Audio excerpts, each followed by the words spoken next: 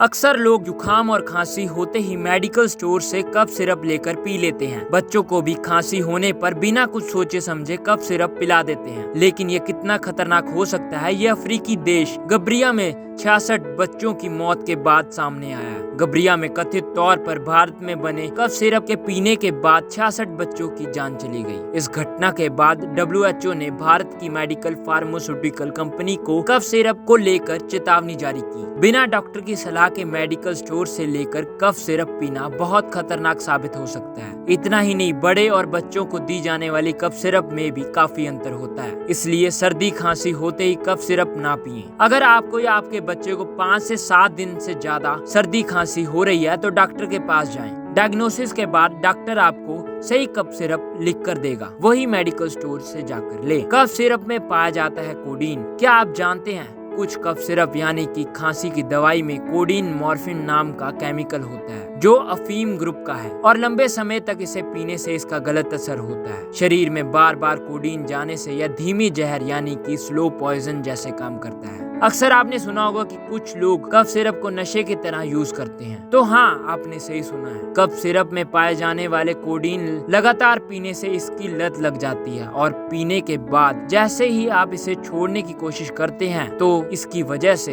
Anxiety, depression, लगातार नींद आना, भूख ना लगना, पेट दर्द होना और वेट लॉस जैसी प्रॉब्लम होती हैं। जान लीजिए कि अचानक शरीर में कोडीन सप्लाई मिलनी बंद हो जाए तो यह जानलेवा साबित हो सकती है। इसलिए आप अपने मन से कोई भी कफ सिरप ना पिएं। डॉक्टर आपको सही डायग्नोसिस, उम्र और मेडिकल हिस्ट्री के आधार पर बताएगा कि आपको कौन सी कफ सिरप लेनी चाहिए। कोडीन बैन करने की उठी थी मांग। नॉर्थ ईस्ट, पश्चिम बंगाल और बिहार में कोडीन से बनी कफ सिरप को सबसे ज्यादा लोगों ने नशे के तौर पर इस्तेमाल किया। 2016 में सरकार ने 360 फैक्ट्रियों को गैर जरूरी मानते हुए इस पर बैन लगा दिया। इसमें कोरेकस और फैसिड्रिल कफ सिरप शामिल थी। 6 साल की उम्र के बच्चों के लिए हो सकती है खतरनाक। एक मेडिकल जर्नल में छपी एक रिसर्च के मुताबिक 6 साल से कम उम्र के बच्चों को ओवर द काउंटर यानी कि बिना डॉक्टर की सलाह के कफ सिरप देना नुकसानदायक साबित हो सकता है। कफ सिरप में मौजूद एंटीहिस्टामिन जो आमतौर पर नाक और गले में कफ से राहत देने का काम करता है, वो बच्चों को नुकसान